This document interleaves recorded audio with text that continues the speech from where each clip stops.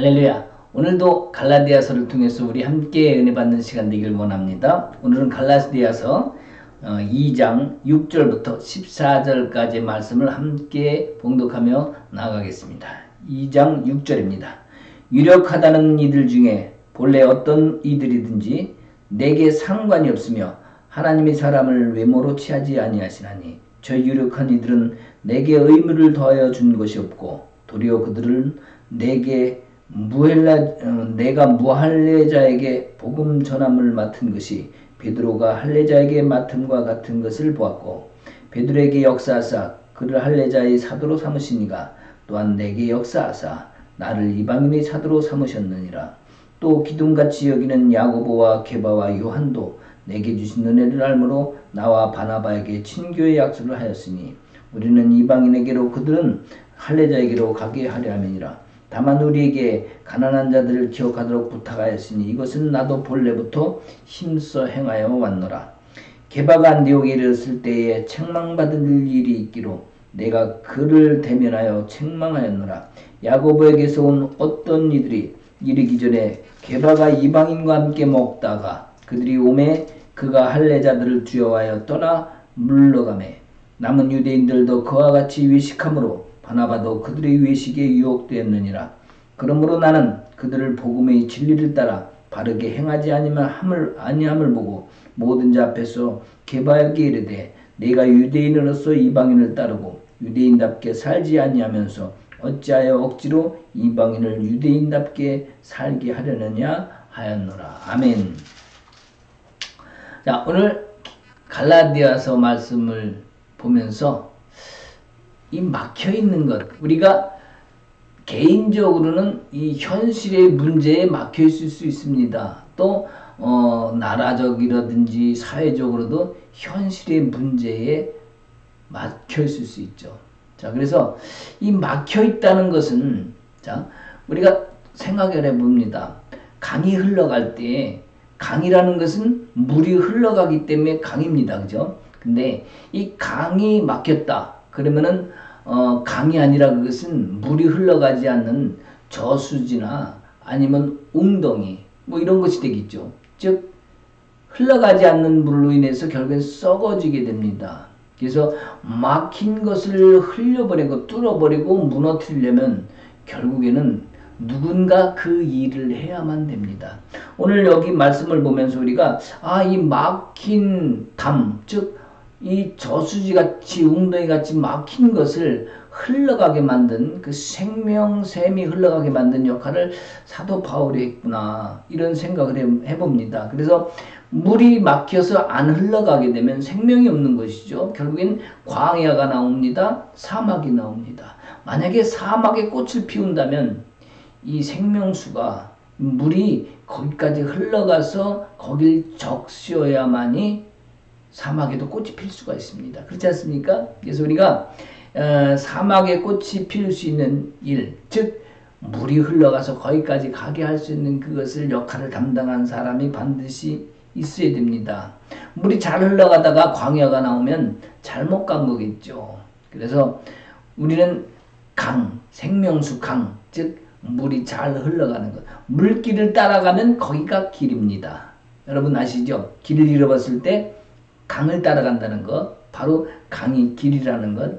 자, 우리 예수 그리스도를 통해서 이 생명수 강물을 흘려보내는데 사도 바울이 이 강물을 그까지 지금 흘려보내고 있는 문제에 이 갈라디아 교회에 하나님의 복음이 어떻게 제대로 전해져 흘러가게 하는지 이 사도 바울의 모습을 오늘도 볼 수 있어서 감사합니다. 자, 예수님께서 십자가로 이루시고 부활의 소망으로 우리에게 부활의 그 복음을 주셨습니다. 자, 이 복음을 주셨는데 지금 요것이 복음이라면, 요게 생명수라면, 예수님이 흘려보내신 거라면 지금 우리 살고 있는 이 시대까지 온전하게 흘러올 수 있었던 것은 바로 사도 바울의 그 노력과 그 담을 허무는 댐처럼 막아놓는 것이 아니라 지금 유대인들이 율법으로 거기다가 가두어 놓으려고 했습니다. 근데 그 가두어 놓은 것을 헐어버리고 터뜨려서 지금 살고 있는 나에게도 그 예수님의 복음이, 부활의 소망이, 이게 부활절 아닙니까? 그죠? 우리가 부활절 지났는데 이 부활의 소망이 우리 가운데 이루어진 이 역사에 복음의 놀라운 일이 지금 이 순간과 또 앞으로도 계속 펼쳐질 줄 믿습니다. 자, 이 살다 보면은 말이죠. 이 기득권층이라는 게 있습니다. 기득권층. 자, 기득권층이 뭡니까? 기득권층이라는 것은 적당히 지키는 것을 얘기해요. 적당히 지킨다는 것. 자, 즉 말하면 나는 안 지키고 나중에 지키겠다고 하는 거죠. 즉 안 지키면서 다른 사람을 심판하거나 판단하거나 정죄할 수 있는 일이 생깁니다. 그래서 잘못하면은 이것이 안 지키는 것 때문에 썩어져 가는데 이 썩어져 가는 건 나는 모르고 나는 지키고 있다고 얘기를 합니다. 이것이 뭐냐 그러면은 외식이라고 그러는 거예요. 나는 안 지키면서 남들 보고 지키려고 하면서 나는 또 지키는 것처럼 하던가 아니면 나는 나중에 지키겠다고 하는 것. 어떻게 보면은 예루살렘이 2000년 동안 망했다고 볼 수가 있죠. 망했다고 볼 수 있는 것은 바로 이것이 문제가 된 것인데 바로 이 원인이 유대인들이 멸망했던 원인이 아닌가 싶습니다. 그렇다면은 과연 그들이 지키려 했던 막았던 자기들만의 공간으로 여기려 했고 또 그들의 것 선택된 민족으로 여겼던 그것 때문에 잘못된 그것, 즉 바로 율법이라는 것. 율법의 끝은 무엇일까? 율법의 끝은 과연 뭘까? 여러분, 율법의 끝이 무엇일 것 같습니까? 지켜야 되는 것, 행해야 되는 것, 이것이 뭡니까? 결국에 원래는 율법의 끝은 하나님이 되어야 됩니다. 왜? 하나님이 주신 거니까. 그렇잖아요? 시작을 하나님부터 시작했기 때문에 알파이신 하나님이라면 오메가이신 하나님, 결국엔 율법으로 끝나야 됩니다. 하나님으로 끝나야 되죠. 하나님으로 끝나기 위해서는 율법이라는 것, 죄를 통해서 하나님께로 가게 하기 위한 법이기 때문에 결국엔 하나님이라는 거죠. 그렇기 때문에 이 죄를 해결할 수 있는 구원이 필요합니다. 자, 율법이라는 것, 죄를 알겠다는 것, 그럼 결국엔 여기서 죄에서 해방될 수 있는 것은 구원이 있어야 되겠죠. 구원이라는 것을 통해서 결국엔 하나님께로 가는 거죠. 이 구원이라는 것을 이루신 분이 바로 우리 주 예수 그리스도이기 때문에 우리 예수 그리스도의 부활의 소망, 우리를 대신해서 십자가를 흘리신 그 피를 흘리신 그 주님을 온전히 우리가 깨달지 못하면 안 되겠습니다. 그래서 여기 오늘 본문의 내용도 보면 율법을 끝까지 지켜서 우리 사도 바울이 율법을 지켜서 얻은 게 뭐겠습니까? 아까 율법의 끝은 하나님이라고 했는데 율법을 너무너무 잘 지켜서 흠이 없을 정도로 잘 지켰습니다. 그 흠이 없이 잘 지킨 사도 바울의 끝은 뭐였냐? 바로 예수님을 구원자이신 그분 예수님을 만나게 된 것입니다. 자, 우리가 단순히 그게 예수님을 만난 것이 구원입니까? 예. 지금 예수님께서 사도 바울이 열심히 지키고 잘 지킨 그 신앙 때문에 결국엔 사도로 삼은 거 아니겠습니까? 그래서 결국엔 율법을 너무나 잘 지킨 외식하지 아니한 사도 바울의 끝은 결국엔 구원자이신 예수를 만나게 됐다. 우리가 이렇게 얘기할 수도 있을 것입니다. 자, 예수를 온전히 알았기 때문에 결국에는 사도 바울도 그 율법 지켜야 되는 것으로부터 굳어진 마음으로부터 자유함을 얻었습니다. 이것이 복음이다라고 지난 시간에도 얘기를 했습니다. 그렇지 않습니까?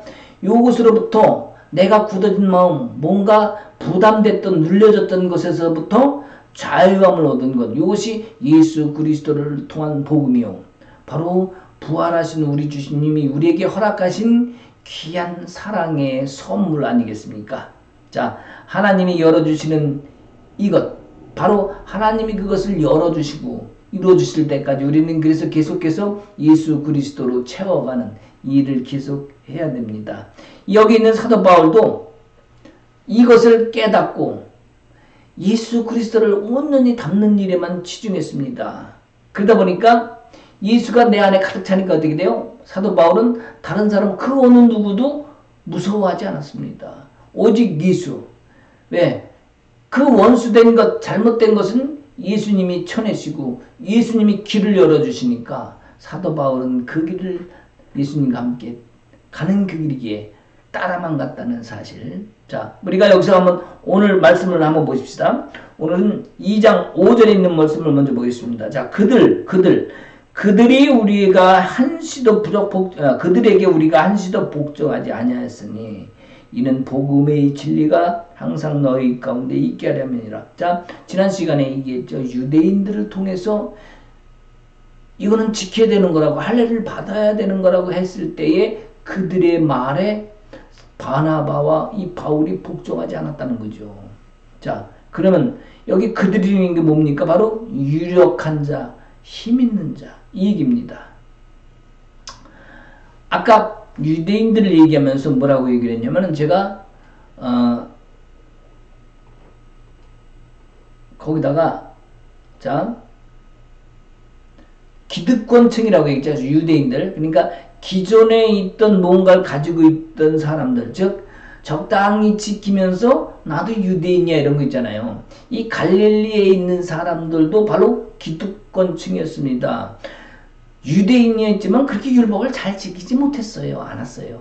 이 사도 바울처럼 그 정도 수준에 오르지 못했습니다. 그러면서도 기득권층, 그들은 유대인으로서 지켜야 된다고, 해야 된다고 그것을 강조를 했던 것이죠. 그래서 이 유력한 자, 그들에게라는 것은 바로 힘이 있던 자, 즉 사도 제자들로서 예수님으로부터 교육을 받은 자로서 그 당시에 많은 영향력을 행사했던 그들, 바로 기득권층, 힘 있는 자였습니다. 유력자들. 자, 그들이 바로 말을 했는데 여기서 5절에 보면은 우리가 한시도 복종하지 아니했다는 것. 즉 하나님, 우리 예수님이 복음으로 주신 것을 복종해야지 우리가 어떠한 기득권층에 대해서 그 말이라고 해서 뭔가 좀 더 큰 것 같은 그 사람한테 복종을 하면 절대로 안 되겠습니다. 그 거절하는 것도 우리의 생명을 지키는 것이고, 거절하는 것도 예수가 살아계시기 위함인 것이 되어야 돼요. 그냥 무조건 복종하는 것이 아니라 이것을 거절했을 때 거절하면 안 됩니다가 아니라 예수 그리스도가 그 안에 살아계시다면 우리는 거절할 수 있는 힘이 있어야 됩니다. 그래서 판단하는 것도 시대의 흐름에 따라야 되고, 판단하는 것도 예수 그리스도가 내 안에 계셔서 그분을 통한 판단이 되어야 됩니다. 그래서 내가 때로는 의로운 척하죠. 막 분내고 화를 냅니다. 그러나 의로운 분노라 할지라도 그것이 때로는 나를 위한 것이 될 수도 있다. 나를 위해서 그런 것을 한다는 결국엔 내가 사단에 속거나 세상에 속거나 그러한 속임수에 당할 수 있는 거기 때문에 그러한 거룩한 분노라 할지라도 내가 내 안에 계신 예수가 항상 담겨 있어야 되겠다. 그래서 양심의 주체도 예수님이 되어야 됩니다. 어떤 판단도 주체가 예수님이 되어야 되고 그 안에 예수님이 살아계셔야 된다고 이렇게 생각을 합니다. 그리고 우리가 엘리야 시대 때 많이 알죠. 우리가 뭐 그때 하면 시대를 뭐 가자는 얘기는 아니지만 엘리야 때에 숨겨진 7,000명, 그들도 바알 선지자, 에스라 선지자들, 또한 그 아합과 이세벨에게 반란을 일으킬 수도 있겠죠. 거룩한 반항을 할 수도 있잖아요. 근데 그들이 다 숨었다는 것은, 의로운 분노를 하지 않고 다 동굴로 들어갔다는 것은 그들이 그 분노를 다 내려놨다는 거예요. 의로운 거였지만 그 시대에 자기들의 분노를 표출하기보다 다 내려놓고 동굴로 들어갔었습니다. 자, 그러면 우리 예수님은 어떠셨을까? 우리 예수님도 마찬가지입니다. 하나님 아버지의 뜻을 이루기 위해서 십자가에 순순히 달리셨던 그 역사를, 그리고 또 나중에 그 말씀의 약속대로 부활하신 것을 우리는 다 압니다. 그 모습. 자, 그 2장 6절에 유력한 자에 대해서 또 나오죠. 유력하다는 이들 중에 아까 있죠. 그들, 그 5장에 그들에게 같은 말입니다. 유력한 자 같은 말입니다. 자, 유력하다는 이들 중에 별로 어떤 이들이든지 내게 상관이 없으며 하나님은 사람을 외모로 취하지 아니하시나니 이렇게 돼 있어요. 자, 그러면 이 예루살렘에 있는 지도자들이 이 바울의 메시지에 아무것도 더하지 못했다. 그러니까 나한테 어떤 건 항변도 하지 못했다. 왜? 그 복음이 맞으니까 그렇죠. 그 복음이 틀렸다 그러면 제자들이 가르쳐 받았던 것, 예수님으로부터 가르침을 받았던 것, 그들이 또 전하고 있던 것과 다르다면 다른 얘기를 했을 텐데 모든 것을 다 통틀어 봐도 예수님이 했던 말씀과 또 자기들이 전하고 있는 복음과 같기 때문에 다른 것을 반항하지 못하고 딴 얘기를 못한 겁니다. 이 사도들과 접촉이 경미했다고 이렇게 강조를 했는데, 자, 이 사도들과 접촉이 경미, 즉 작았지만 사도들과 사도 바울이, 자, 그들을 대면하여서, 자, 그가 이방 가운데 복음을 전하는 전도자라고 얘기를 합니다.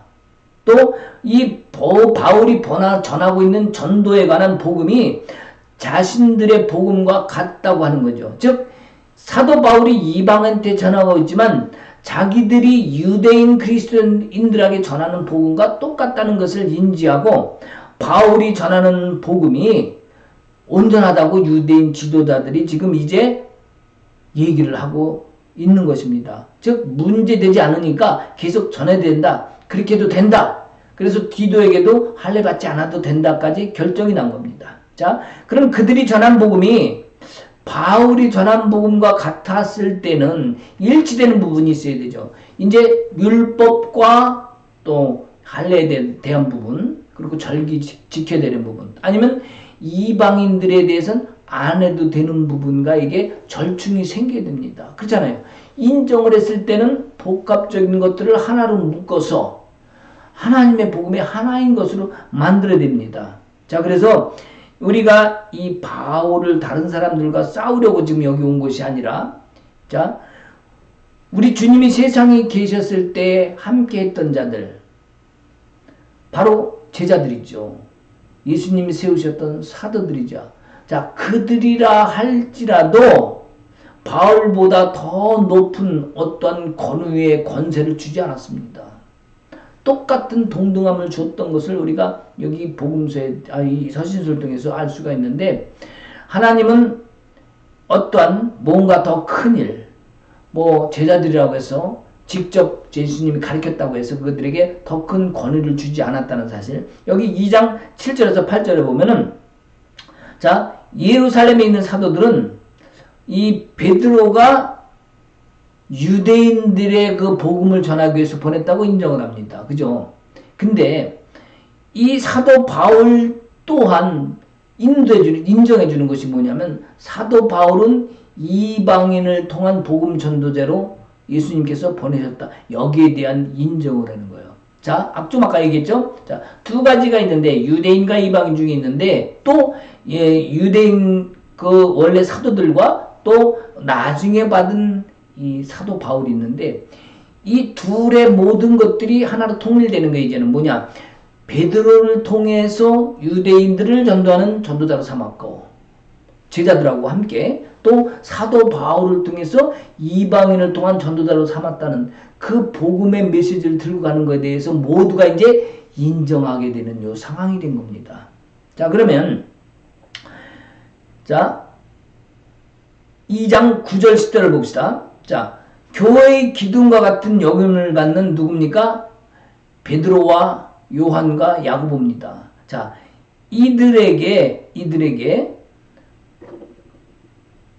자, 하나님께서 그들에게 이제 하나님께서 바울을 통해서 일하는 것을 인정하는 것을 그들의 입에서 나오니까 누가 인정할까요? 예, 그 모든 제자들이 다 인정하는 거예요. 그 당시에 유대인 그리스도인들이 할지라도 그들이 말한 것을 거부할 사람이 누가 있습니까? 다 인정하는 거예요. 그래서 사도 바울이 이제 여기서 얘기하는 겁니다. 봐라, 내가 이렇게 거짓 선지자가 아니라, 아니 거짓 사도가 아니라 온전한 사도의 역할을 하고 있는 진짜다라는 것을 또 갈라디아 교인들에게 얘기할 수 있는 그 믿음을 봅니다. 자, 우리 여기서 보면은 바울과 바나바에게 그러면서 교제의 악수를 하는데, 이제, 악수를 하는 이유는 무슨 뭐 공식적으로 너희들을 임명하겠다, 뭐, 그래서 악수하는 것이 아니라 그들에게 관심을 표명하는 겁니다. 즉 말하면 사도들이 너희들 이제 공식적으로 인정해 줄 테니까 너희 열심히 전도해. 이 얘기가 아닙니다. 이 지난 시간에 얘기했죠?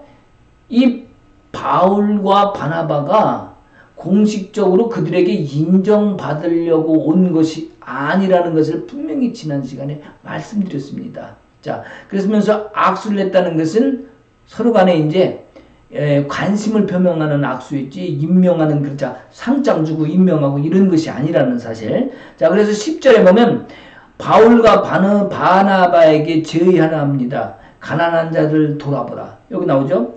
다만 우리에게 가난한 자들을 기억하도록 부탁하였으니. 자, 부탁을 했는데 이미 바울은 이걸 해야 하네요. 이미 하고 있습니다. 이미 본래부터 힘써 행하여 왔노라, 이렇게 얘기하는 거예요. 이미 사도 바울은 하고 있었던 일을 지금 부탁했다는 것을 얘기하는 거죠. 자, 그래서 여기 지금 이제 11절부터 이제 우리가 오늘 핵심의 내용이 나옵니다. 자, 베드로에 대한 책망의 부분이 나오는데, 여기 원래 보면 이 21절 끝에까지 모든 부분이 나오는 거고, 이 뒤쪽에는 이게 나중에 설명하는 부분입니다. 자, 어쨌든 베드로에 대한 책망에 대한 부분인데, 자, 11절에 보면, 자, 바울은 사도직에 대해서 공격하고 있는 갈라디아 지방에 있는 유대인 그리스도인들에게 지금 얘기하기 위해서 지금 베드로에 대한 얘기를 지금 여기 꺼내서 쓰고 있는 겁니다. 지금 베드로가 그렇게 했다가 아니라 옛날에 했었던 일에 대해서 지금 이 얘기를 하면서 사도 바울이, 자, 여기에서 지금 유대인 그리스도인, 그 이제 사도 베드로가 유대인 그리스도인들 중에서 사도 중에서도 머리라고 하는 베드로죠. 그 머리라고 생각하는 베드로를 책망해야만 했던 이유. 자, 생각해 보십시오. 자, 어디 누가 감히 베드로를 책망합니까? 근데 여기서 베드로를 책망해야 되는 이유가 여기 나와요. 자, 이 구절에 보면, 자, 베드로가 오류가 없는 교회 지도자라는 생각, 베드로는 하나님으로부터 온전함을 받은 제자라는 그런 생각에 대한 잘못된 가르침을 효과적으로 아주 반박하고 있는 아주 지능적인 내용이 여기 담겨 있는 겁니다. 자, 게바가 예수님의 제자인데 생각을 해보세요. 누가 건드려, 누가? 수석, 제자가 수석이죠. 자, 그러면 이 제자가 지금 수석 중에 수석인 베드로가, 오른팔이라고 했던 베드로가 이방인들과 같이 식사를 하고 있습니다. 자, 그래서 여기 지금 안디옥에 왔죠. 안디옥에 왔을 때, 자, 식사를 하고 있는데,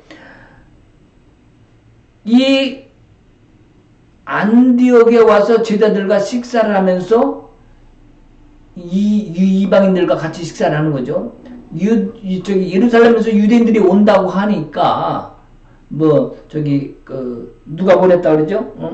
야고보가 보내서 왔다고 그러는데, 그 사람들이 나중에 보니까 아니었죠. 어쨌든 간에 유대인들이 온다고 하니까 자기가 행한 행동이 유대인들을 통해서 거기에 전해질까봐 이 베드로가 이방인들과 밥을 먹다가 얼른 입을 잔뜩 먹고 눈치를 보고 딴 데로 갑니다. 왜요? 자기가 이 율법으로서는 원래 이방인들과 밥을 못 먹어요. 근데 이 사도 대장격인 베드로가 지금 이 행동을 합니다. 자, 어떻게 보면 이런 것 때문에 그래서 바울을 썼다고 생각해요. 베드로 쓰지 않냐고. 이방인을 위한 사도, 정말 하나님께서 진짜로 행하셔야 될 그 중요한 일을 베드로를 안 쓰고 바울을 썼지 않았나 이렇게 생각을 합니다. 자, 그러면 사도 바울의 이 모습을 보고, 또한 사도가 이 한 모습을 보고 여기에 요지는 뭐냐? 누구한테 가르침을 받은 게 중요하지 않다. 스펙이 중요하지 않다. 실제로 예수님이 직접 택하신 그 제자가 중요한 것이 아니라는 것이 여기 포함되어 있습니다.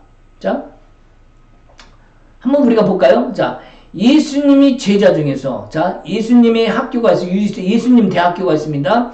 예수님 대학교에 수석 졸업한 사람이 있습니다. 예수님 대학교 수석 졸업한 사람이 누굽니까? 바로 가룟 유다죠. 가룟 유죠. 왜? 제일 먼저 저기 하산했으니까. 제일 먼저 예수님 떠났잖아요. 제일 먼저 졸업하고 떠났단 말이에요.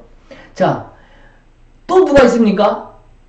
예수님 학교에, 대학교에 또 베드로가 있어요.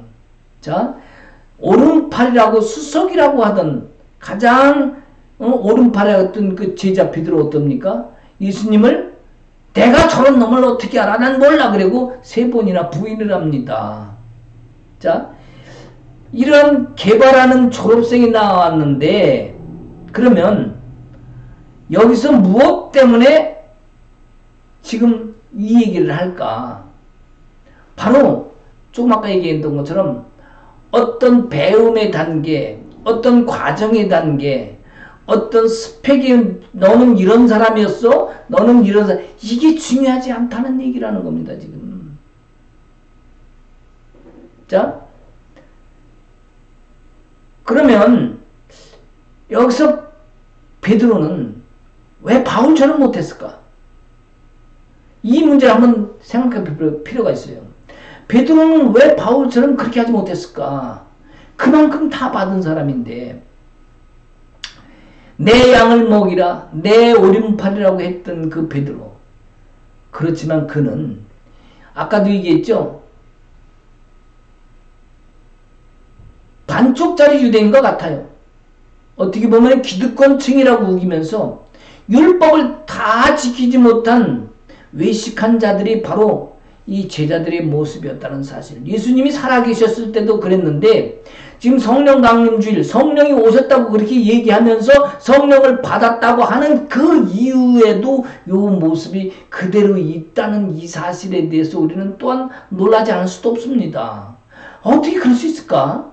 정말 어떻게 그럴까? 우리는 이제 멀리서 보기 때문에 그들이 행한 것을 다 바라보면서 그것을 이해하고 생각하면서 아니었구나 라고 얘기하고 있지만 이 누가 보지 않아도 그냥 나는 율법을 지켜야 돼. 율법만이 나의 하나님이야. 그렇게 지켰던 사도 바울. 열심히 그리고 누가 쳐다보지 않았던 율법을 지켰던 사도 바울. 그가 회심해서 돌아왔는데 예수님한테 교육을 받았던 그 사람들이 사도 바울만 못합니다. 자, 그러는 것은 그러면 왜 이 일이 생겼냐? 바로 사도 바울을 그런 모습을 통해서 예수님은 야, 저놈은 진짜 나를 사랑하는 놈이로구나 생각했기 때문에 그 놈을 픽한 거 아니에요. 그랬기 때문에 율법을 내 안에서 완성시킨 예수님의 그 원래 목적을 완전히 깨달은 사도 바울을 베드로가 따라갈 수가 없는 거예요. 자, 우리가 요것을 알고 지나가야 됩니다. 베드로가 그래서 이 안디옥에 왔을 때에 자, 이 아직까지도 율법을 붙들고 있는 유대인 그리고 그 신자들이 있었다는 거죠. 자, 베드로는 자신의 행동에 대한 소문이 예루살렘에까지 갈까봐, 즉 이방인들과 밥 먹고 있다는 것을 그들이 가서 갔더니 베드로도 아이고 율법 유대인들 저놈도 율법을 안 지켜 이 소리를 들을까봐 얼른 도망갔던 거 아니에요. 거기 누구도 도망갑니까? 같이 밥 먹던 유대인. 왜? 그 수장이라는 베드로가 그러니까 다른 사람 우리 저기 대장이 가는구나. 우리도 가자. 거기에 누구까지 가요? 바나바까지 따라갑니다. 유대인들한테. 아니 세상에 이런. 자, 그것을 본 바울 어땠을 것 같아요? 속이. 만약에 여러분이 그 당시에 바울의 모습이었다면 여러분 어떡할 것 같아요? 베드로가 가니까 유대인들 줄줄이 다 따라갑니다. 이방인들과 밥 먹다가 또 그렇게 또 지키려고 했던 바나바까지 지금 거기 따라갔어요. 아니 세상에 어떻게 이런 일이 생길 수 있습니까? 자, 여기 나오죠. 13절에 남은 유대인들도 그와 같이 외식함으로 그와 바나바도 그들의 외식에 유혹되었다. 거기 따라갔다는 얘기죠. 야, 참 이게 어떻게 보면은 우리가 지금 시대에 살면서 우리도 이 모습을 많이 봅니다. 왜요? 많은 사람들이 제가 전에 이 얘기를 했습니다. 오직 예수님은 길이 하나다. 왜? 예수님이 길이 하나이기 때문에 그 길만 따라가면 쉽습니다. 근데 따라가지 못하고 여러 곳을 바라보는 건 뭐예요? 길이 많기 때문이에요. 길이 많다는 것은 예수님을 바라보지 아니고 세상을 바라봤다는 거죠. 세상에는 길이 많습니다. 남산 꼭대기 올라가는데요. 길이 하나만 있는 게 아니에요. 저로 돌아가도 되고요. 저 장충동 쪽으로 올라가는 것도 있고요. 또 옆으로 올라가는 길도 있습니다. 그리고 남부순환로가 아니 뭐지? 남산순환로 타고 또 올라가는 길도 있고요. 저 서울역 있는 쪽에서 올라가는 길도 있고 많아요. 그렇잖아요. 자, 길이 많다는 것은 세상의 길을 봤다는 것. 즉 예수님 오직 예수 길이요 진리요 생명이신 그분은 한 분이신데 우리 주님의 길만 봤다면 한 길로 갈 수 있는데 결국에는 여러 길을 봤다는 사실이에요. 그래서 우리가 율법을 붙들고 있는 유대인들, 자 그들의 길을 보지 말고 우리는 예수 그리스도의 길을 봐야 됩니다. 왜 율법을 붙들고 있고 왜 세상 사람들 눈치를 봐야 됩니까? 즉 길이 여러 개니까 헷갈리는 거죠. 어딜 따라가야지? 그러니까 대장인 베드로가 가니까 다른 사람들은 길이 저긴 모양이라고 그로 다 따라가는 거예요. 그것도 잘 따라오던 바나바까지도 따라가 버리는. 세상에 이런 일이 발생합니다. 우리는 세상에서도 이걸 우리 세상에 지금 삶 속에 한번 여러분이 적용시켜 보세요. 여러분 어떠신가? 여러분이 지금 주님의 길만 잘 따라가고 있습니까? 그런다면 다행인 일이죠. 자, 여기서 바울이 지금 이것을 바라보며 이 일의 심각성을 지금 바라보고 있습니다. 큰일 났구나. 그래서 사도 바울이 그냥 두면 안 되겠다 이거는. 그 심각성을 알고 지금 꾸짖은 거죠. 자, 이 꾸짖었다는 일, 책망했다는 일. 자, 이 14절에 보면 베드로는 그리스도인으로서 하나님께서 이제는 민족에 따라 달리 대하지 않는다는 것을 지금 이제 압니다. 그러나 알고 있기 때문에 이방인들과 밥을 먹은 거예요. 깨달았기 때문에 사도 바울의 의견에 동조를 해서 이방인들과 밥을 먹은 거라니까. 원래 유대의 법으로는 이방인과 밥을 안 먹습니다. 근데 그걸 알고 있음에도 불구하고 예루살렘에서 유대인들이 온다고 하니까 저들한테 전해질 다른 내용과 소문이 무서워서 지금 글로 도망간 거잖아요. 옆으로. 자, 문제가 여기 있는 거예요. 문제가. 즉 말하자면 이방인들과 함께 밥을 먹는다는 것, 이것을 거부하는 것은 무슨 얘기냐면은 아직도 내 안에 남아있는 생각, 즉 뭡니까? 거룩함을 위해서는 유대인의 율법과 전통을 따라야 내가 정결해져야 된다는, 정결할 수 있고 거룩을 얻을 수 있다는 그 생각이 아직까지 여기 남아있는 거예요. 겉으로는 그래 맞아 오라 했는데 이 속에 겉모습과 속모습이 지금 아직 해결이 안 된 상태. 이게 바로 베드로의 상태였고 모든 제자들의 상태였고 지금 유대인 그리스도인 모두의 상태였고 여기 지금 갈릴리 지방에 사도 바울을 사도라가 안 한 사람들과 또 할례를 해야 되겠다고 얘기하고 주장하는 이 사람들의 모든 부분들이 지금 같은 것을 보았고 그 지금 베드로의 그 했던 얘기들을 지금 여기다 꺼내놓은 이유입니다. 무슨 얘기인지 이해가 가시죠? 자, 그래서 우리가 이 기득권자라는 것, 적당히 지킨다는 것, 이게 굉장히 유용합니다. 어떻게 보면 반반이죠, 반반. 여기서는 우리 미국에서 이제 비즈니스 사업을 오래 했습니다. 직원들을 많이 거느렸는데 한국 사람들이 어쩐 줄 압니까? 아니 뭐 한국 사람들끼리 뭐 이건 뭐 대충 넘어가죠 이렇게 합니다. 뭐 그래 좋아. 근데 또 어떤 부분에 안쪽에 자기들한테 이익이 안 되는 부분이 있잖아요. 그러면 아, 여기는 한국이 아니라 미국이잖아요. 아, 뭐 미국 법 따라야지. 또 이렇게 얘기를 합니다. 이게 뭐예요? 반반이야, 반반. 우리가 영어를 미국 살면서 영어를 잘 한다고 해죠. 아무리 잘하는 사람도요. 여기 태어나지 않고 여기서 늦게 온 사람들은 아무리 잘해도 모자라요. 이 발음 보면 벌써 미국 사람이랑 달라요.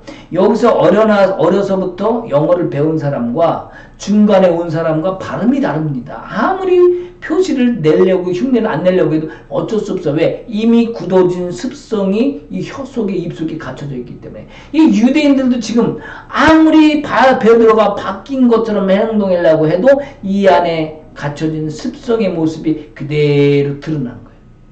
여러분 어떻게 생각하십니까? 여러분은 그런 거 없습니까? 살아가면서? 저도 있어요. 저도.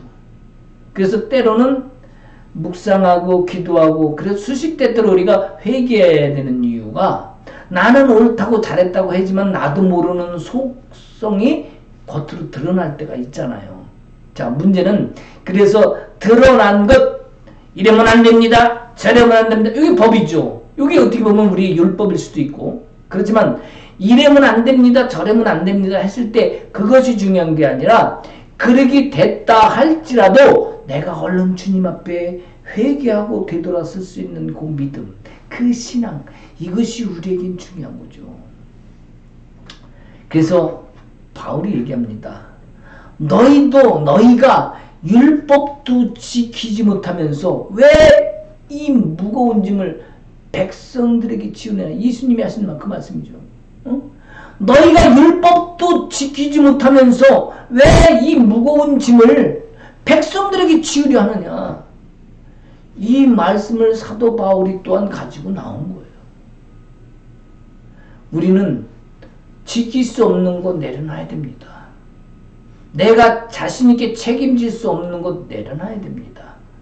세상에 대해서 내가 할 수 없는 것들 내려놔야 되는 이유가 있습니다. 바로 이 갈릴리 사람들이 반유대인이었지만 그들이 지키는 것 알고 또 부족한 것 많이 있었습니다. 그 부분 또한 인정을 해야 되는 부분인 것처럼 지금 이 역사 즉 하나님이 2000년 동안 우리 이방인에게 이 복음을 전해주시게 하고 그 율법을 허물고 사도 바울을 통해서 지금까지 내가 여기 있는 나 또한 여기 계신 여러분들에게 복음을 얻게 해주신 일들을 우리는 감사해야 됩니다. 자, 하나님은 2000년 동안 그로 말미암아 어떻게 보면은 이방인들에게 역사를 다 많이 하셨어요. 예루살렘에 있는 유대인들에게는 물론 이 유대인 그리스도인들에게 흩어졌던 초대교인과 통해서 역사를 하셨지만 실제로 유대인 예수를 안 믿는 아직 메시아가 안 왔다고 주장하는 실제 그 유대인들에게는 큰 역사가 없었어요. 왜 그랬을까요? 바로 이 복음, 이 강물, 생명수가 흘러가는 이 강물줄기를 막았기 때문이에요. 그럼 막았다는 건 뭡니까? 이건 저수지요. 운동이요. 결국엔 이게 썩었다는 거죠. 그래서 유대인이 결국엔 예루살렘이 2000년 동안 나라 없이 세계를 집 없이 떠도는 민족이 됐었던 이유가 됐을 수도 있을 것입니다. 지키는 것, 어떤 행하는 것 이걸 가지고는 현실을 이길 수 없습니다. 내 앞에 주님이 계셔야 되고 또한 내가 현실의 앞에 있기 때문에 나와 현실 속에서 그 가운데에 우리 주님이 계셔야 됩니다. 나와 현실 속에서 우리 주님이 계셔야 우리 주님이 그 일을 행하시고 우리 주님이 걷어내십니다. 그 일을 치워주시고 전쟁을 이기게 하시는 분이 우리 그리스도, 우리 주 예수 그리스도였기 때문에 이 시대에 지금 부활의 때에 그 소망을 주시고 우리에게 복음을 주셨다면 나와 현실 가운데, 우리는 현실 가운데 있잖아요. 지금 육체 가운데 있죠. 지금 살아가고 있잖아요. 교회와 나와 관계, 교회와 사와의 관계, 나와 또한 나라와 나라의 관계가 될 수도 있습니다. 그 사이에 반드시 주님이 계셔야 된다는 것. 주님이 계시지 않으면 결국엔 내가 의롭다 여김을 행할 수 있기 때문에 오직 의로우신 주님을 그 가운데 세우셨을 때 우리 주님이 그 일을 행하신다. 그래서 지금 내 앞에까지 우리 주님이 흘러오셨고 사도 바울을 통해서 이방인을 통해서 흘러오셨던 것처럼 내 앞에 지금 복음이 내 앞에 온 이유와 증거가 된다면 우리는 반드시 이 복음을 또한 안 믿는 자에게 전해야 됩니다. 이 역사, 또 이 사명, 이 소명을 가지고 우리가 주님을 온전히 믿을 때 안 믿는 영혼들도 우리를 통해서 구원받을 수 있는 그 은혜의 선물을 받을 수 있다고 생각합니다. 우리는 그 증거를 가지고 달려가야 됩니다. 주님이 주신 사랑을 가지고 우리에게 지금도 강같이 흘러왔던 그 복음의 역사, 지금도 또 우리 후대에게도 계속 흘러가기를 원하시는 하나님의 그 소망, 그것을 우리가 흘려보내야 되는 책임과 의무가 또한 있다는 것을, 그 성령을 가지고 우리 함께 나가는 이 시간 되기를 주님의 이름으로 축복합니다. 함께 기도하십시다. 하나님 아버지, 예수 그리스도를 통해서 부활케 하시고 우리에게 또한 그 소망을 주심을 감사합니다. 우리 예수 그리스도를 통해서 우리의 모든 죄를 담당하게 해주시고 거룩한 은혜를 주심을 감사합니다. 세상에는 내가 무엇을 행하고 지키는 것보다, 어떤 크다고 대단한 엄청난 일을 하는 것보다 내가 정결해지는 것이 더 힘든데, 우리는 정결해지는 것은 뒤로 멀리하고 눈에 보이는 일만 하려고 했는지 모릅니다. 주님 용서하옵시고 이제 세상 속에서, 모든 사회 속에서, 공동체 속에서 그 사람들 가운데 우리 믿는 자들이 먼저 정결함을 유지할 수 있도록 주님 그 힘을 주시옵소서. 이 어려운 때 우리에게 지혜를 주시고 강건함을 주시고 하나님의 살아계심을 역사를 증거하며 그 흘러온 생명수의 물줄기가 우리 후대에까지 흘러갈 수 있는 은혜를, 우리가 그 담을 허물고 그 물을 흘려보내는 통로자의 역할을 할 수 있도록 주님 축복하옵소서. 이 부활의 소망을 주시는 것을 감사합니다.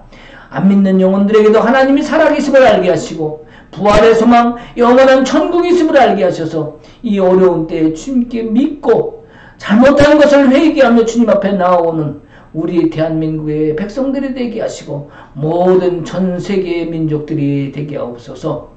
회개하는 자, 돌이키는 자, 주님 앞으로 다시 나오는 자에게 하나님이 하나님 되시는 증명하는 그런 일들이 되게 하옵소서. 내가 그 통로자가 되겠나이다. 우리가 그 통로자가 되겠나이다. 그 일을 이룰 수 있는 힘을 주시는 우리 주 예수 그리스도의 이름으로 감사하며 기도하옵나이다. 아멘. 부활의 주님을 찬송합니다. 아멘 아멘. 구독 눌러주시고 좋아요 눌러주셔서 계속 이어지는 갈라디아서를 통해서 함께 은혜 받을 수 있길 소망합니다. 아멘. 할렐루야.